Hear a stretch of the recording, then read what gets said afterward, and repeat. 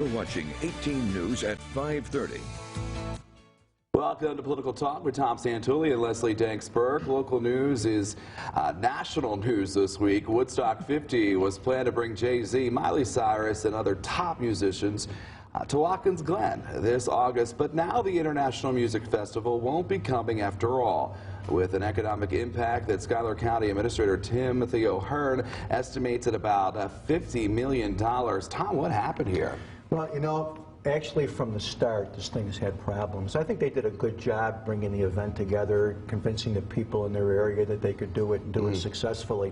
But you know, it's a huge event. It's 75,000 people. There's a lot involved. And then right at the most important time, your investor walks away, $18 million.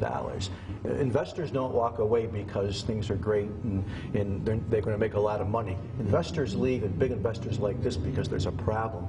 And then your partner pulls out, the person that's going to get the site ready. There's bands involved in it. And then, you know, they say 3 strikes and you're out. The 3rd strike is WGI says, not here.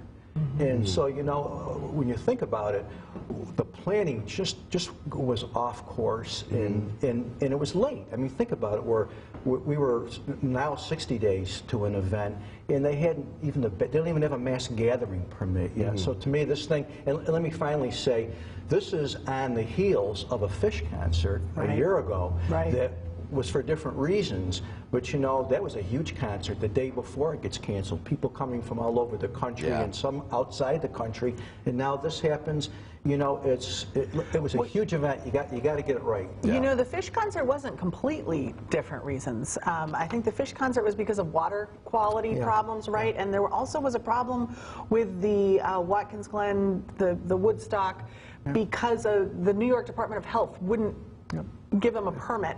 So it does make you wonder about the infrastructure, right? And whether we've got an infrastructure problem in Watkins Glen. And, you know, this is political talk, and I lay this problem squarely at the door of the guys who are supposed to be representing this region. So Phil Palmisano, the Assemblyman, Tom O'Mara, the state senator, and Tom Reed, the congressional representative, all 3 have Watkins Glen in their district. And my question is, why aren't those 3 guys going to bat to make sure that we don't have to pull the plug on these things at the last minute?